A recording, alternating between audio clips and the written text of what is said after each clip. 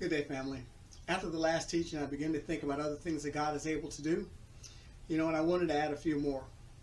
So today we're going to talk about how God is able to heal. God definitely is a healer, and He's always been a healer. Healing is something He did in the Old Testament. He also does in the New Testament. So why would God stop healing? There are some people that believe that stopped in the days of the apostles, the supernatural miracles of healing, but I don't believe that. I believe God still does it today. But let's look at a few Old Testament and New Testament on how God is still healing. 2 Kings chapter 5 verses 9 through 14 talking about a man named Naaman. So Naaman came with his horses and with his chariot and stood at the door of the house of Elijah. And Elisha sent a messenger unto him, saying, Go and wash in the Jordan 7 times, and thy flesh shall come again unto thee, and thou shalt be clean.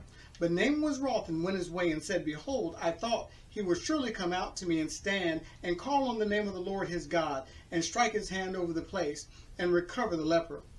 Are not Abamat and Pharpar rivers in Damascus better than all the waters of Israel? May I not wash in them and be clean? So he turned and went away in rage. And his servants came near and spake unto him and said, My father, if the prophet had bid thee to do something great, wouldest thou not have done it? How much rather then he say to thee, Wash and be clean? Then went he down and dipped himself 7 times in the Jordan, according to the saying of the man of God, and his flesh came again unto like the flesh of a little child, and he was clean. God healed Naaman, even after he kind of rebutted what he was told to do by Elisha.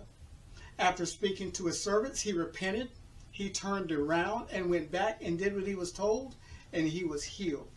Jesus even speaks of this particular instance of healing. Luke chapter 4 verse 27. And there were many lepers in Israel in the time of Elisha the prophet, and yet none of them was cleansed by healing, but only Naaman the Syrian. Naaman is Syrian. He was not even a Jew, but rather a Gentile. He knew the man of God could do something about his condition, so what did he do? He went to him and asked to be healed. Again, what happened? He obeyed and was healed. You know what? Jesus also healed lepers. Matthew chapter 8, verses 1 through 3.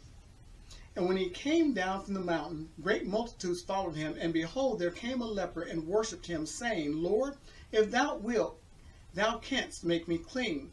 And Jesus put forth his hand and touched him, saying, I will, be thou clean.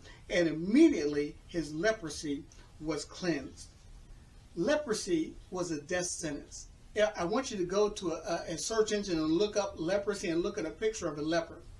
They had many of their body parts would be falling off. They would have sores all over their bodies, and it was from head to toe. It wasn't just one little spot. And many times in that day and time, it would take their lives eventually.